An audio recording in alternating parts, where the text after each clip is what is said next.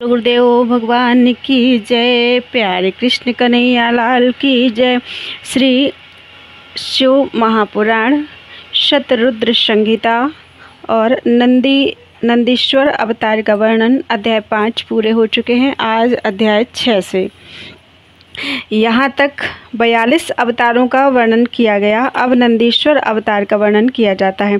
सनत कुमार जी ने पूछा, प्रभु आप महादेव के अंश से उत्पन्न होकर पीछे शिव को कैसे प्राप्त हुए थे? वह सारा वृत्तांत मैं सुनना चाहता हूँ, उसे वर्णन करने की कृपा करें। नंदीश्वर बोले, सर्वज्ञ सनत कुमार जी, मैं जिस प्रकार महादेव के अंश से जन्म लेकर शिव को प्राप्त हुआ उस प्रसंग का वर्णन करता हूँ, तुम सावधानी पूर्वक श्रवण करो।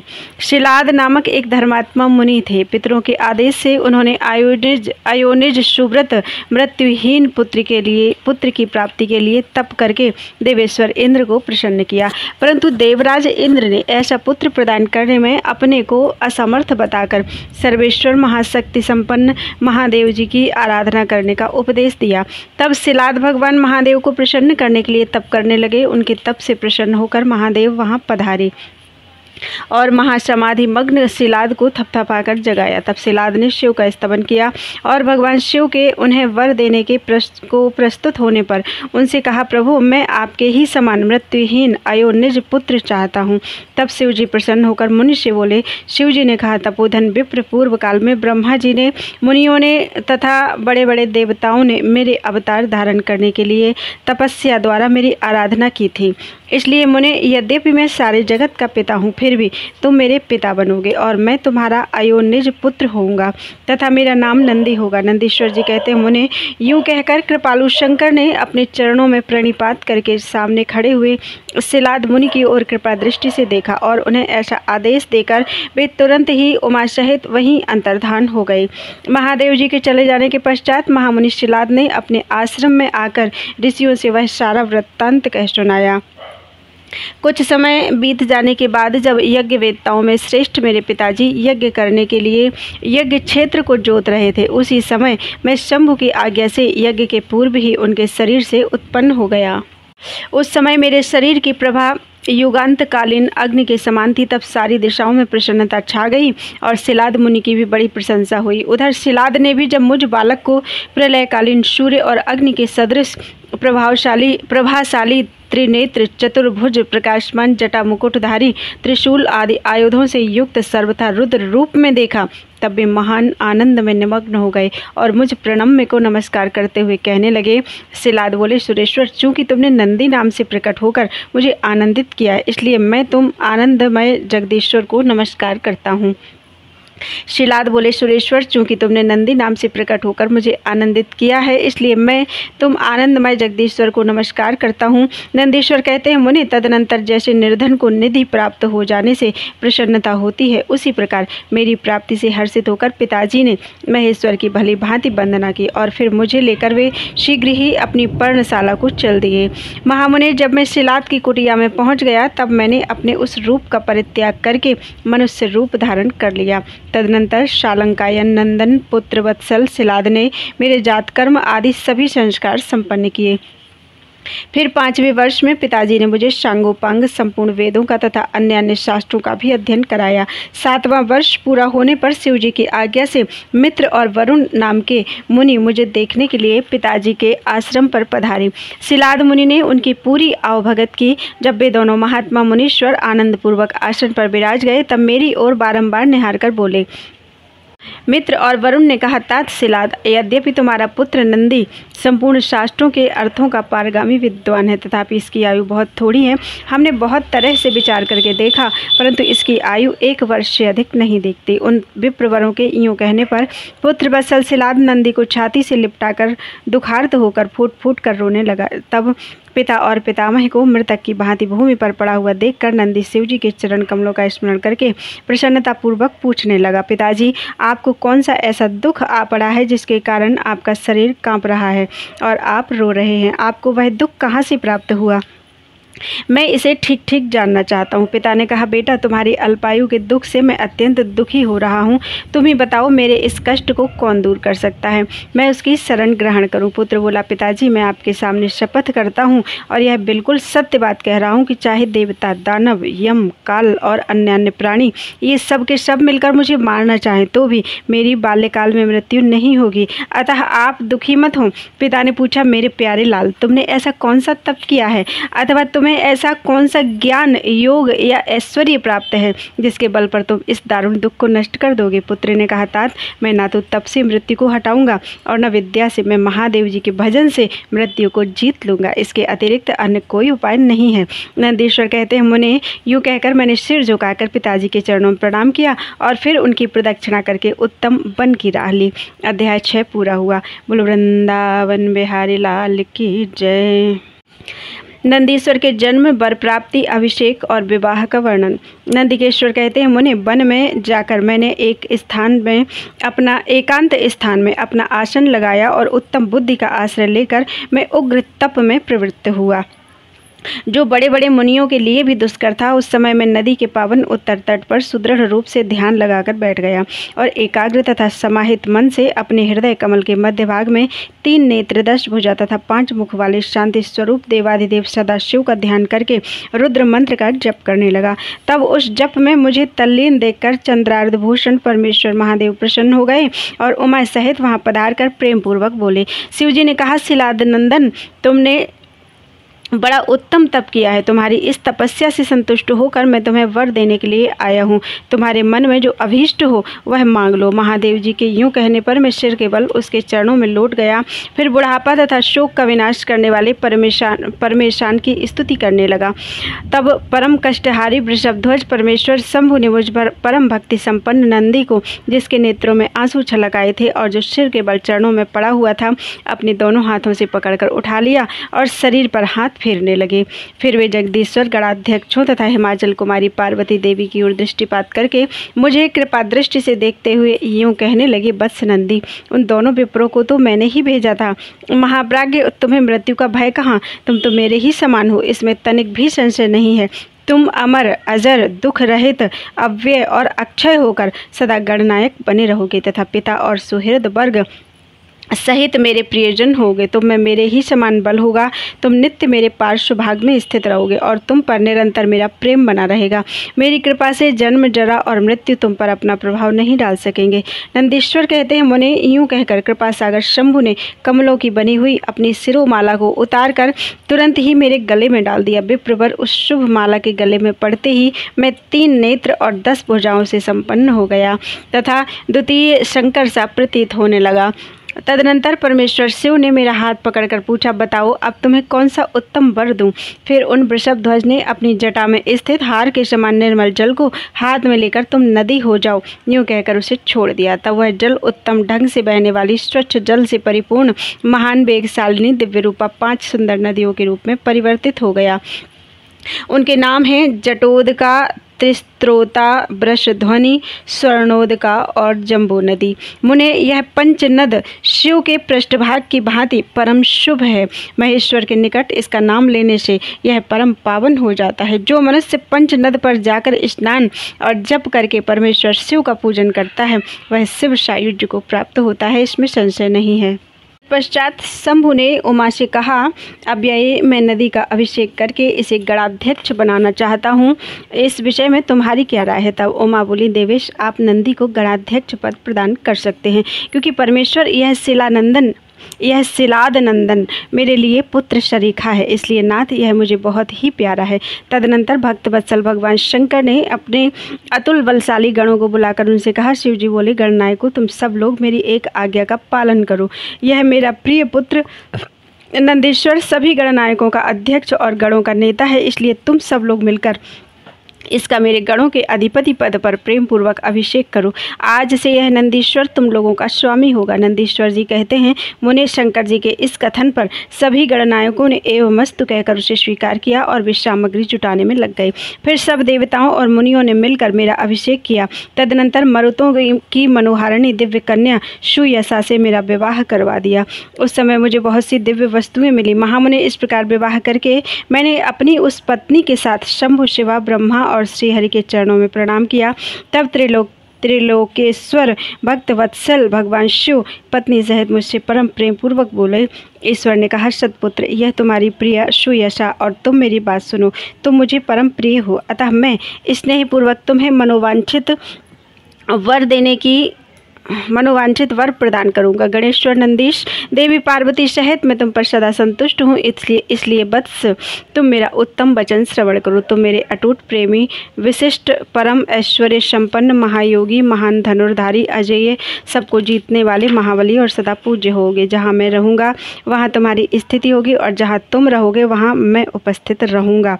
यही दशा तुम्हारे पिता और पितामह की भी होगी। पुत्र, तुम्हारे ये महाबली पिता परम ऐश्वर्यशाली, मेरे भक्त और गणाध्यक्ष होंगे। बस यही नियम तुम्हारे पितामह पर भी लागू होंगे। अंत में तुम सब लोग मुझसे वरदान प्राप्त करके मेरा सान्निध्य प्राप्त करोगे।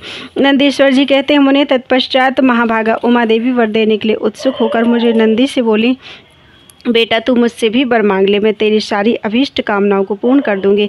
तब देवी के उस वचन को सुनकर मैंने हाथ जोड़कर कहा, देवी, आपके चरणों में मेरी सदा उत्तम भक्ति बनी रहे। मेरी याचना सुनकर देवी ने कहा, एवमस्तु, ऐसा ही होगा। फिर शिवानंदी की प्रियतमा पत्नी सुयशा से बोली। देवी ने कहा, बच्चे, तुम भी अपना अभीष्ट वर ग्रहण करो। तुम्हारे 3 नेत्र होंगे। तुम जन्म बंधन से छूट जाओगी और पुत्र पौत्रों से संपन्न रहोगी तथा तुम्हारी मुझ में और अपने स्वामी में अटल भक्ति बनी रहेगी। नंदीश्वर जी कहते हैं, मुने तदनंतर शिव जी की आज्ञा से परम प्रसन्न हुए। ब्रह्मा, विष्णु तथा समस्त देवगणों ने भी प्रेम पूर्वक हम दोनों को वरदान दिए। तत्पश्चात परमेश्वर शिव कुटुंब सहित मुझे अपनाकर तथा उमा सहित वृक्ष पर आरूढ़ होकर संबंधियों एवं बांधवों के साथ अपने निवास स्थान को चले गए। तब वहां उपस्थित विष्णु आदि समस्त देवता मेरी प्रशंसा तथा शिव शिवा की स्तुति करते हुए अपने अपने धाम को चल दिए। वत्स, इस प्रकार मैंने तुमसे अपने अवतार का वर्णन कर दिया। महामुनि, यह मनुष्यों के लिए सदा आनंददायक और शिव भक्ति का वर्धक है। जो श्रद्धालु मानव भक्ति भावित चित्त से मुझ नंदी के इस जन्म, वर प्राप्ति, अभिषेक और विवाह के वृत्तांत को सुनेगा अथवा दूसरों को सुनाएगा तथा पढ़ेगा या दूसरे को पढ़ाएगा, वह इस लोक में संपूर्ण सुखों को भोग कर अंत में परम गति को प्राप्त होगा। अध्याय 7 पूरा हुआ। बोलो वृंदावन बिहारी लाल की जय।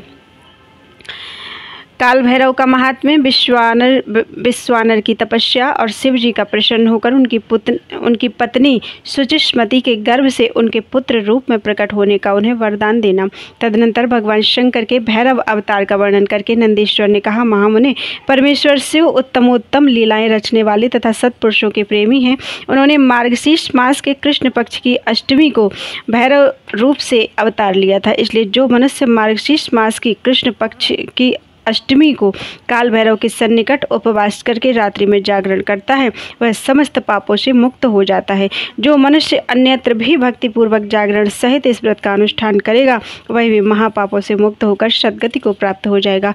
प्राणियों के लाखों जन्मों में किए हुए जो पाप हैं, वे सबके सब काल भैरव के दर्शन से निर्मल हो जाते हैं। जो मूर्ख काल भैरव के भक्तों का अनिष्ट करता है, वह इस जन्म में दुख भोग कर पुनः दुर्गति को प्राप्त होता है। जो लोग विश्वनाथ के तो भक्त हैं परंतु काल भैरव की भक्ति नहीं करते, उन्हें महान दुख की प्राप्ति होती है। काशी में तो इसका विशेष प्रभाव पड़ता है। जो मनुष्य वाराणसी में निवास करके काल भैरव का भजन नहीं करता, उसके पाप शुक्ल पक्ष के चंद्रमा की भांति बढ़ते रहते हैं। जो काशी में प्रत्येक भौमवार कि कृष्ण अष्टमी के दिन कालराज का भजन पूजन नहीं करता, उसका पुण्य कृष्ण पक्ष के चंद्रमा के समान क्षीण हो जाता है। तदनंतर नंदीश्वर ने वीरभद्र, भौमवार का मतलब है रविवार, तदनंतर नंदीश्वर ने वीरभद्र तथा शरभ अवतार का वृत्तांत सुनाकर कहा, ब्रह्मपुत्र भगवान शिव जिस प्रकार प्रसन्न होकर वैश्वानर मुनि के घर अवतीर्ण हुए थे, शशि मौली के उस चरित्र को तुम प्रेम पूर्वक श्रवण करो। उस समय वे तेज की निधि अग्नि रूप सर्वात्मा परम प्रभु शिव अग्निलोक के अधिपति रूप से गृहपति नाम से अवतीर्ण हुए थे। पूर्व काल की बात है, नर्मदा के रमणीय तट पर नर्मपुर नाम का एक नगर था। उसी नगर में विश्वानर नाम के एक मुनि निवास करते थे। उनका जन्म शांडिल्य गोत्र में हुआ था। वे परम पावन पुण्यात्मा शिवभक्त ब्रह्मतेज के निधि और जितेंद्रिय थे। ब्रह्मचर्य आश्रम में उनकी बड़ी निष्ठा थी। वे सदा ब्रह्म यज्ञ में तत्पर रहते थे। फिर उन्होंने शुचिष्मति नाम की एक सद्गुणवती कन्या से विवाह कर लिया और वे ब्राह्मणोचित कर्म करते हुए देवता तथा पितरों को प्रिय लगने वाला जीवन बिताने लगी। इस प्रकार जब बहुत सा समय व्यतीत हो गया, तब उन ब्राह्मण की भार्या शुचिष्मति, जो उत्तम व्रत का पालन करने वाली थी, अपने पति से बोली, प्राणनाथ, स्त्रियों के योग्य जितने आनंदप्रद भोग हैं, उन सबको मैंने आपकी कृपा से आपके साथ रहकर भोग लिया। परंतु नाथ, मेरे हृदय में एक लालसा चिरकाल से वर्तमान है और वह गृहस्थों के लिए उचित भी है। उसे आप पूर्ण करने की कृपा करें। स्वामिन, यदि मैं वर पाने के योग्य हूँ और आप मुझे वर देना चाहते हैं तो मुझे महेश्वर सरीखा पुत्र प्रदान कीजिए। इसके अतिरिक्त मैं दूसरा वर नहीं चाहती। नंदीश्वर जी कहते हैं, मुने, पत्नी की बात सुनकर पवित्र व्रत परायण ब्राह्मण विश्वानर क्षण भर के लिए समाधिस्थ हो गए और हृदय में यूँ विचार करने लगे, अहो, मेरी इस सूक्ष्मांगी पत्नी ने कैसा अत्यंत दुर्लभ वर मांगा है। यह तो मेरे मनोरथ पथ से बहुत दूर है। अच्छा, शिवजी तो सब कुछ करने में समर्थ हैं। ऐसा प्रतीत होता है मानो उन शंभु ने ही इनके मुख में बैठकर वाणी रूप से ऐसी बात कही है, अन्यथा दूसरा कौन ऐसा करने में समर्थ हो सकता है। तदनंतर वे एक पत्नी व्रती मुनि विश्वानर पत्नी को आश्वासन देकर वाराणसी में गए और घोर तप के द्वारा भगवान शिव के वीरेश लिंग की आराधना करने लगे। इस प्रकार उन्होंने 1 वर्ष पर्यंत भक्तिपूर्वक उत्तम वीरेश लिंग की त्रिकाल अर्चना करते हुए अद्भुत तप किया। 13वां मास आने पर एक दिन वे द्विजवर प्रातःकाल त्रिपथ गामिनी गंगा के जल में स्नान करके ज्यों ही वीरेश के निकट पहुंचे, त्यों ही उन तपोधन को उस लिंग के मध्य एक 8 वर्षीय विभूति भूषित बालक दिखाई दिया। उस नग्न शिशु के नेत्र कानों तक फैले हुए थे। होठों पर गहरी लालिमा छाई हुई थी। मस्तक पर पीले रंग की सुंदर जटा सुशोभित थी और मुख पर हंसी खेल रही थी। वह शैशवोचित अलंकार और चिता भस्म धारण किए हुए था तथा अपनी लीला से हंसता हुआ श्रुति सूक्तों का पाठ कर रहा था। उस बालक को देखकर विश्वानर मुनि कृतार्थ हो गई और आनंद के कारण उनका शरीर रोमांचित हो उठा तथा बारंबार नमस्कार है यूँ उनका हृदयोद्गार फूट पड़ा। फिर वे अभिलाषा पूर्ण करने वाले 8 पद्यों द्वारा बाल रूपधारी परमानंद स्वरूप शंभु का स्तवन करते हुए बोले। विश्वानर ने कहा, भगवान, आप ही एकमात्र अद्वितीय ब्रह्म हैं। पहले संस्कृत पढ़ देती हूँ। विश्वानर उवाच, एकं ब्रह्मैवाद्वितीयं समस्तं सत्यं सत्यं नेह नानास्ति किंचित एको रुद्रो न द्वितीयोऽस्ति तस्थे तस्मादेकं त्वां प्रपद्ये महेशं कर्ता हर्ता त्वं हि सर्वस्य शंभो नानारूपेष्वेकरूपोऽप्यरूपः यद्वत् प्रत्यग्धर्म एको अप्यनेकस्तन्मान्नान्यं त्वां विनेशं प्रपद्ये रज्जौ सर्पः शुक्तिकायां च रौप्यं नरैः पुरस्तन्मृगाख्यै मरीचौ यद्वत् द्वद्विश्वगेश प्रपंचो यस्मिन् ज्ञाते तं प्रपद्ये महेशं तोयै शैत्यं दाहकत्वं च बहनौ तापो भानो शीतभानो प्रसादः पुष्पे गन्धो दुग्धमध्येऽपि सर्पि यत्तच्छम्भो त्वं ततस्त्वां प्रपद्ये शब्दं ग्रहणास्य श्रवास्त्वं हि जिघ्रस्य घ्राणस्त्वं व्यघ्रे रायासि दूरात् व्यक्षः पश्येस्त्वं रसज्ञोऽप्यजिह्वः कस्त्वां सम्यग् वेत्य तस्त्वां प्रपद्ये नो वेदस्त्वामीश साक्षाद् वेदनो वा विष्णुर्नो विधाताखिलस्य नो योगीन्द्रानेन्द्रमुख्याश्च देवा भक्तो वेदित्वां तस्त्वां प्रपद्ये नो ते गोत्रं नेश जन्मापि नाख्या नो वा रूपं नैव शीलं न देशः इत्थं भूतोऽपीश्वरस्त्वं त्रैलोक्याः सर्वान् कामान् पूरयेस्तद्भजे त्वां त्वत्तः सर्वं त्वं हि सर्वम् ईश्वरारे त्वं गौरीस्त्वं च नग्नोति शान्तः त्वं वै वृद्धस्त्वं युवा त्वं च बालस्तत्त्वं यत् किं नास्यतस्त्वां नतोऽहम्। विश्वानर ने कहा, भगवान आप ही एकमात्र अद्वितीय ब्रह्म हैं। यह सारा जगत आपका ही स्वरूप है। यहाँ अनेक कुछ भी नहीं है। यह बिल्कुल सत्य है कि एकमात्र रुद्र के अतिरिक्त दूसरा किसी की सत्ता नहीं है। इसलिए मैं आप महेश की शरण ग्रहण करता हूँ। शंभो आप ही सबके कर्ता हर्ता हैं तथा जैसे आत्मधर्म एक होते हुए भी अनेक रूप से दिखता है, उसी प्रकार आप भी एक रूप होकर नाना रूपों में व्याप्त हैं। फिर भी आप रूप रहित हैं। इसलिए आप ईश्वर के अतिरिक्त मैं किसी दूसरे की शरण नहीं ले सकता। जैसे रज्जू में सर्प, सीपी में चांदी और मृग मरीचिका में जल प्रवाह का भान मिथ्या है, उसी प्रकार जिसे जान लेने पर यह विश्व प्रपंच मिथ्या भाषित होता है, उन महेश्वर की मैं शरण लेता हूँ। शंभो जल में जो शीतलता, अग्नि में जो दाहकता, सूर्य में जो गर्मी, चंद्रमा में जो आह्लादकारिता, पुष्प में गंध और दुग्ध में घी वर्तमान है, वह आपका ही स्वरूप है। अतः मैं आपकी शरण हूँ। आप कान रहित होकर शब्द सुनते हैं, नासिका विहीन होकर सूंघते हैं, पैर न होने पर भी दूर तक चले जाते हैं, नेत्रहीन होकर सब कुछ देखते हैं और जिह्वा रहित होकर भी समस्त रसों के ज्ञाता हैं। भला आपको सम्यक रूप से कौन जान सकता है?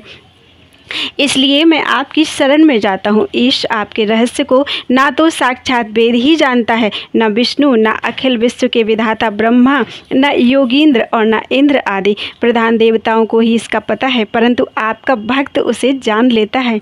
अतः मैं आपकी शरण ग्रहण करता हूँ। ईश ना तो मैं आपका कोई गोत्र है, ईश ना तो आपका कोई गोत्र है और न जन्म है, न नाम है, न रूप है, न शील है और न देश है। ऐसा होने पर भी आप त्रिलोकी के अधीश्वर तथा संपूर्ण कामनाओं को पूर्ण करने वाले हैं। इसलिए मैं आपका भजन करता हूँ।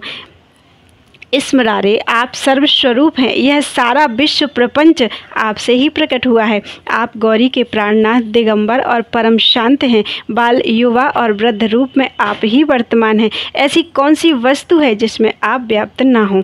अतः मैं आपके चरणों में नतमस्तक हूँ। नंदीश्वर कहते हैं, मुने यूँ स्तुति करके विप्रवर विश्वानर हाथ जोड़कर भूमि पर गिरना ही चाहते थे, तब तक संपूर्ण वृद्धों के भी वृद्ध बाल रूपधारी शिव परम हर्षित होकर उन भूदेव से बोले। बाल रूपी शिव ने कहा, मुनि श्रेष्ठ विश्वानर, तुमने आज मुझे संतुष्ट कर दिया। भूदेव, मेरा मन प्रसन्न हो गया है, अतः अब तुम उत्तम वर मांग लो। यह सुनकर मुनि श्रेष्ठ विश्वानर कृतकृत्य हो गए और उनका मन हर्षमग्न हो गया। तब वे उठकर बाल रूपधारी शंकर जी से बोले। विश्वानर ने कहा, प्रभावशाली महेश्वर, आप तो सर्वांतर्यामी हैं, ऐश्वर्य संपन्न, सर्व और भक्तों को सब कुछ दे डालने वाले हैं। भला आप सर्वज्ञ से कौन सी बात छिपी है? फिर भी आप मुझे दीनता प्रकट करने वाली यांचा के प्रति आकृष्ट होने के लिए क्यों कह रहे हैं? महेशान, ऐसा जानकर आपकी जैसी इच्छा हो वैसा कीजिए। नंदीश्वर जी कहते हैं, मुने पवित्र व्रत में तत्पर विश्वानर के उस वचन को सुनकर पावन शिशु रूपधारी महादेव हंसकर शुचि से बोले। सुचे, तुमने अपने हृदय में अपनी पत्नी सुचिस्मति के प्रति जो अभिलाषा कर रखी है वह निसंदेह थोड़े ही समय में पूर्ण हो जाएगी। महावते, सुचिस्मति के गर्भ से तुम्हारा पुत्र होकर मैं प्रकट होऊंगा। मेरा नाम गृहपति होगा। मैं परम पावन तथा समस्त देवताओं के लिए प्रिय होऊंगा। जो मनुष्य 1 वर्ष तक शिव जी के सन्निकट तुम्हारे द्वारा कथित इस पुण्यमय अभिलाषाष्टक स्तोत्र का तीनों काल पाठ करेगा, उसकी सारी अभिलाषाएं यह पूर्ण कर देगा। इस स्तोत्र का पाठ पुत्र, पौत्र और धन का प्रदाता, सर्वथा शांतिकारक, सारी विपत्तियों का विनाशक, स्वर्ग और मोक्ष रूप संपत्ति का कर्ता तथा समस्त कामनाओं को पूर्ण करने वाला है। निसंदेह यह अकेला ही समस्त स्तोत्रों के समान है। नंदीश्वर जी कहते हैं, मुने इतना कहकर बाल रूपधारी शंभु जो सत्पुरुषों की गति हैं अंतर्धान हो गए। तब विप्रवर विश्वानर भी प्रसन्न मन से अपने घर को लौट गए। अध्याय 8 से 13 पूरा हुआ। बोलो वृंदावन बिहारी लाल की जय। शिव जी का सुचिस्मती के गर्भ से प्राकट्य। ब्रह्मा द्वारा बालक का संस्कार करके गृहपति नाम रखा जाना। नारद जी द्वारा उसका भविष्य कथन। पिता की आज्ञा से गृहपति का काशी में जाकर तप करना। इंद्र का वर देने के लिए प्रकट होना। Thank you. दिक्पाल पद प्रदान करना। शिवजी का प्रकट होकर उन्हें वरदान देकर दिक्पाल पद प्रदान करना तथा अग्निश्वर लिंग और अग्नि का महात्म्य। नंदीश्वर जी कहते हैं, मुने घर आकर उस ब्राह्मण ने बड़े हर्ष के साथ अपनी पत्नी से वह सारा वृत्तांत कह सुनाया। उसे सुनकर विप्र पत्नी सुचिस्मती को महान आनंद प्राप्त हुआ। वह अत्यंत प्रेम पूर्वक अपने भाग्य की सराहना करने लगी। तदनंतर समय आने पर ब्राह्मण द्वारा विधि पूर्वक गर्भाधान कर्म संपन्न किए जाने पर वह नारी गर्भवती हुई। फिर उन विद्वान मुनि ने गर्भ के स्पंदन करने से पूर्व ही पुंसत्व की वृद्धि के लिए गृहसूत्र में वर्णित विधि के अनुसार सम्यक रूप से पुंसवन संस्कार किया। तत्पश्चात 8वां महीना आने पर कृपालु विश्वानर ने सुखपूर्वक प्रसव होने के लिए अभिप्राय से गर्भ के रूप की समृद्धि करने वाला सीमंत संस्कार संपन्न कराया। तदुपरांत ताराओं के अनुकूल होने पर जब बृहस्पति केंद्रवर्ती हुए और शुभ ग्रहों का योग आया, तब शुभ लग्न में भगवान शंकर, जिनके मुख की कांति पूर्णिमा के चंद्रमा के समान थी तथा जो अरिष्ट रूपी दीपक को बुझाने वाले, समस्त अरिष्टों के विनाशक और भूः भुवः स्वः तीनों लोकों के निवासियों को सब तरह से सुख देने वाले हैं, उस सुचिस्मती के गर्भ से पुत्र रूप में प्रकट हुए। उस समय गंध को वहन करने वाले वायु के वाहन मेघ दिशा रूपी बंधुओं के मुख पर वस्त्र से बन गए, अर्थात चारों ओर काली घटा उमड़ आई। वे घनघोर बादल उत्तम गंध वाले पुष्प समूहों की वर्षा करने लगे। देवताओं की दुंदुभियां बजने लगी। चारों ओर दिशाएं निर्मल हो गई। प्राणियों के मनों के साथ साथ सरिताओं का जल निर्मल हो गया। प्राणियों की वाणी सर्वथा कल्याणी और प्रिय भाषिणी हो उठी। संपूर्ण प्रसिद्ध ऋषि मुनि तथा देवता यक्ष किन्नर विद्याधर आदि मंगल द्रव्य ले लेकर पधारे। स्वयं ब्रह्मा जी ने नम्रता पूर्वक उसका जात कर्म संस्कार किया और उस बालक के रूप तथा वेद का विचार करके यह निश्चय किया गया कि इसका नाम गृहपति होना चाहिए। फिर 11वें दिन उन्होंने नामकरण की विधि के अनुसार वेद मंत्रों का उच्चारण करते हुए उसका गृहपति ऐसा नामकरण किया। तत्पश्चात सबके पितामह ब्रह्मा चारों वेदों में कथित आशीर्वादात्मक मंत्रों द्वारा उसका अभिनंदन करके हंस पर आरूढ़ होकर अपने लोक को चले गए। तदुपरांत शंकर जी भी लौकिकी गति का आश्रय लेकर उस बालक की उचित रक्षा का विधान करके अपने वाहन पर चढ़कर अपने धाम को पधार गए। इसी प्रकार श्रीहरि ने भी अपने लोक की राह ली। इस प्रकार सभी देवता ऋषि मुनि आदि भी प्रशंसा करते हुए अपने अपने स्थान को पधार गए।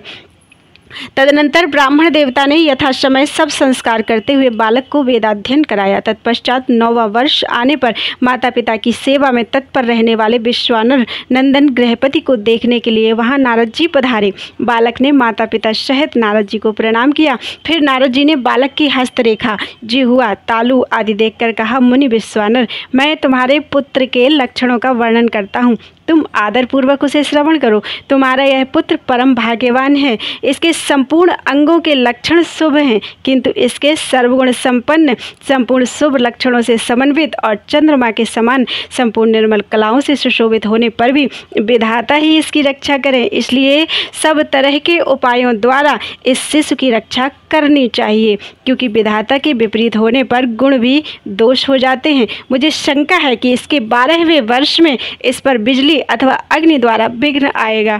यूं कहकर नारद जी जैसे आए थे वैसे ही देवलोक को चले गए।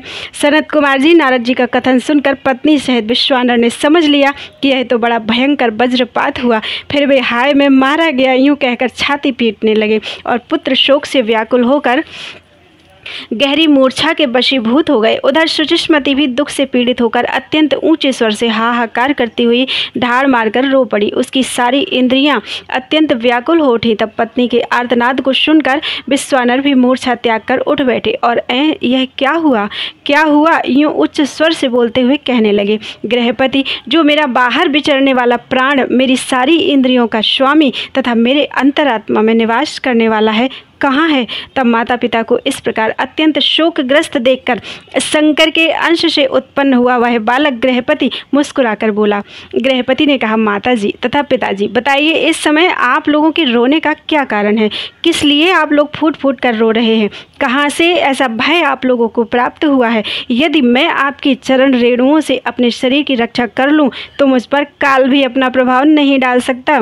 फिर इस तुच्छ, चंचल एवं अल्प बल वाली मृत्यु की तो बात ही क्या है।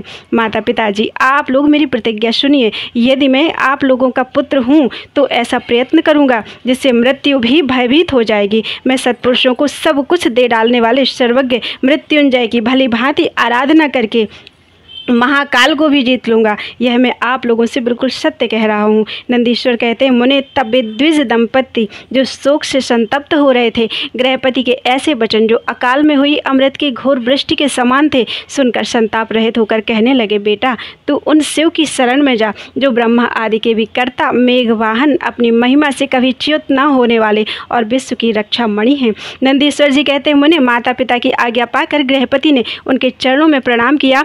फिर उनकी प्रदक्षिणा करके और उन्हें बहुत तरह से आश्वासन देकर वे वहां से चल पड़े और काशीपुरी में जा पहुंचे, जो ब्रह्मा और नारायण आदि देवों के लिए भी दुष्प्राप्य महाप्रलय के संताप का विनाश करने वाली और विश्वनाथ द्वारा सुरक्षित थी तथा जो कंठ प्रदेश में हार की तरह पड़ी हुई गंगा से सुशोभित तथा विचित्र गुणशालिनी हर पत्नी गिरिजा से विभूषित थी। वहां पहुंचकर वे विप्रवर पहले मणिकर्णिका घाट पर गए। वहां उन्होंने विधि पूर्वक स्नान करके भगवान विश्वनाथ का दर्शन किया। फिर बुद्धिमान गृहपति ने परम आनंद मग्न होकर त्रिलोकी के प्राणियों की प्राण रक्षा करने वाले शिव को प्रणाम किया। उस समय उनकी अंजलि बंधी हुई थी और सिर झुका हुआ था। वे बारंबार उस शिवलिंग की ओर देखकर हृदय में हर्षित हो रहे थे और यह सोच रहे थे कि यह लिंग निसंदेह स्पष्ट रूप से आनंद कंद ही है।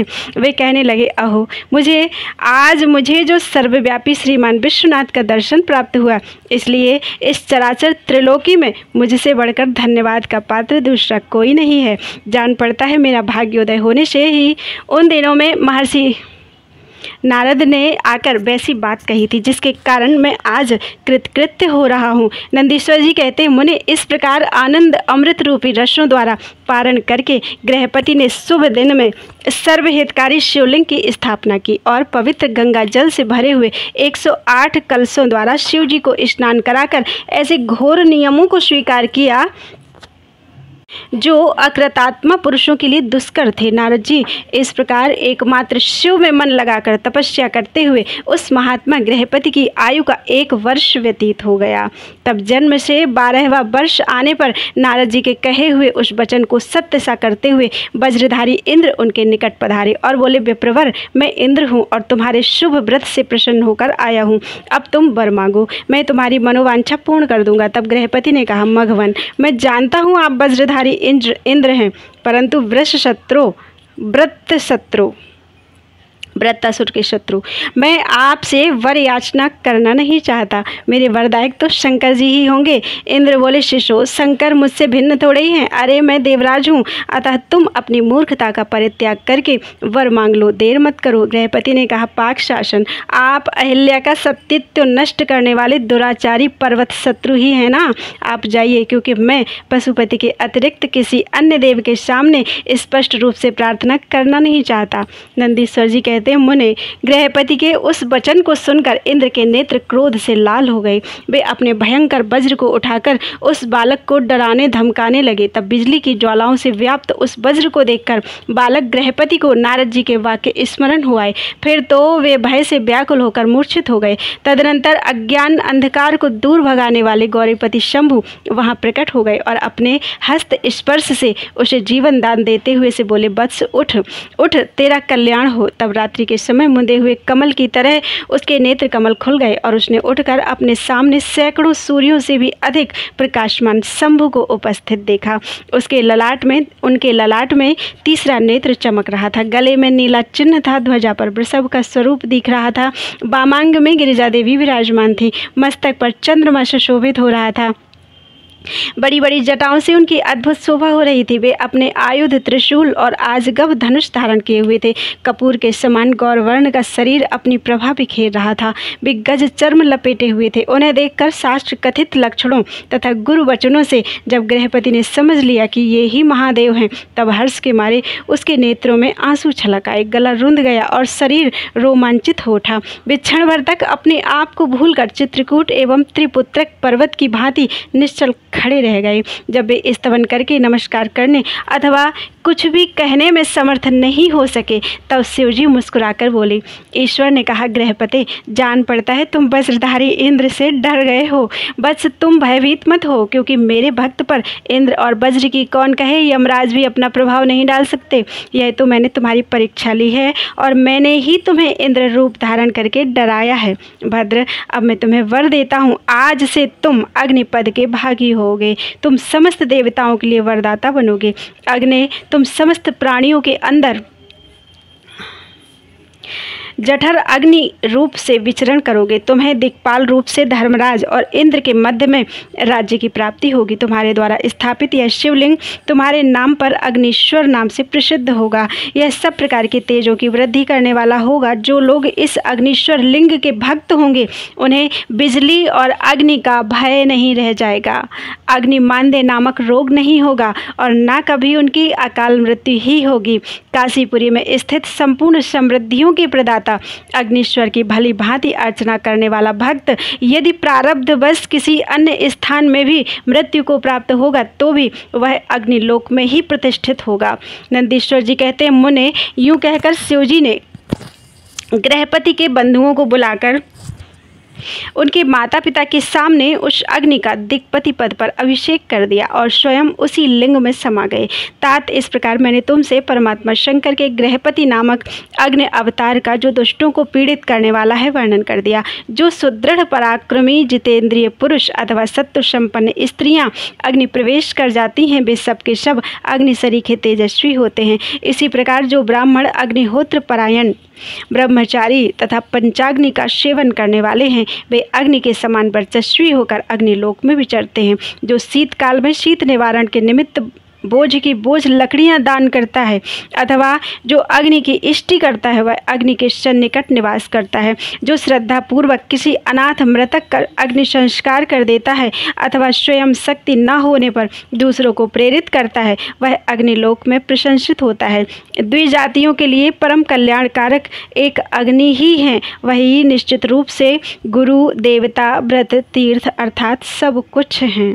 जितनी अपावन वस्तुएं हैं, वे सब अग्नि का संसर्ग होने से उसी क्षण पावन हो जाती हैं। इसलिए अग्नि को पावक कहा जाता है। यह शंभु की प्रत्यक्ष तेजोमयी दहनात्मिका मूर्ति है, जो सृष्टि रचने वाली, पालन करने वाली और संहार करने वाली है। भला इसके बिना कौन सी वस्तु दृष्टिगोचर हो सकती है। इनके द्वारा भक्षण किए हुए धूप, दीप, नैवेद्य, दूध, दही, घी और खाण आदि का देवगण स्वर्ग में सेवन करते हैं। अध्याय 14 से 15 पूरा हुआ। बोलो वृंदावन बिहारी लाल की जय। शिवजी के महाकाल आदि 10 अवतारों का तथा 11 रुद्र अवतारों का वर्णन। तदनंतर यक्षेश्वर अवतार की बात कहकर नंदीश्वर ने कहा, मुने, अब शंकर जी के उपासना कांड द्वारा सेवित महाकाल आदि 10 अवतारों का वर्णन भक्तिपूर्वक श्रवण करो। उनमें पहला अवतार महाकाल है। महाकाल नाम से प्रसिद्ध है, जो सत्पुरुषों को भोग और मोक्ष प्रदान करने वाला है। उस अवतार की शक्ति भक्तों की मनोवांछा पूर्ण करने वाली महाकाली हैं।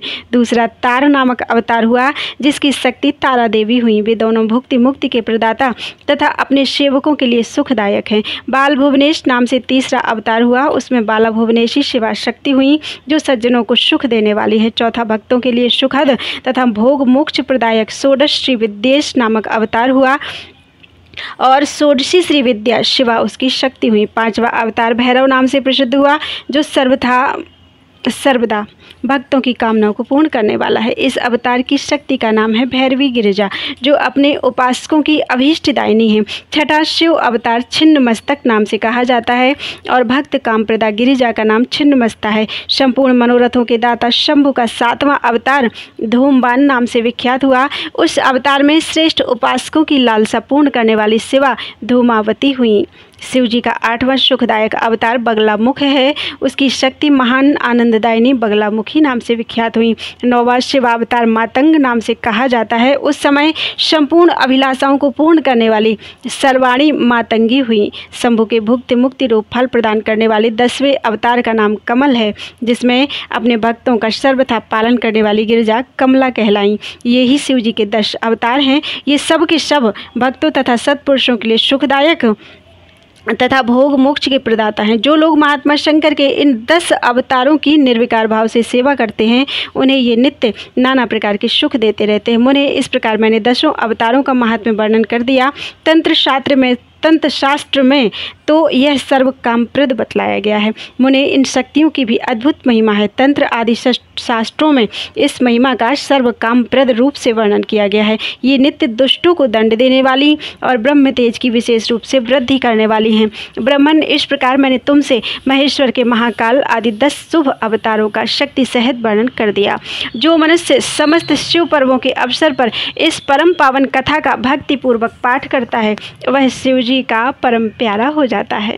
इस आख्यान का पाठ करने से ब्राह्मण के ब्रह्म तेज की वृद्धि होती है, क्षत्रिय विजय लाभ करता है, वैश्य धनपति हो जाता है और शूद्र को सुख की प्राप्ति होती है। स्वधर्म परायण शिव भक्तों को तो यह चरित्र सुनने से सुख प्राप्त होता है और उनकी शिव भक्ति विशेष रूप से बढ़ जाती है।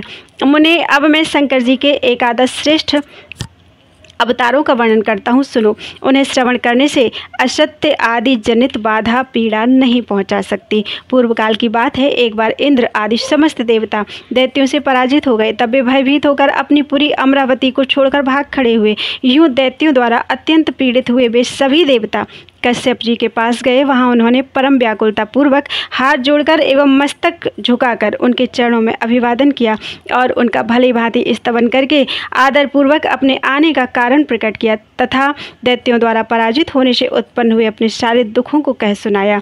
तब उनके पिता कश्यप जी देवताओं की उस कष्ट कहानी को सुनकर अधिक दुखी नहीं हुए, क्योंकि उनकी बुद्धि शिव जी में आसक्त थी। मुने, उन शांत बुद्धि मुनि ने धैर्य धारण करके देवताओं को आश्वासन दिया और स्वयं परम हर्षपूर्वक विश्वनाथपुरी काशी को चल पड़े।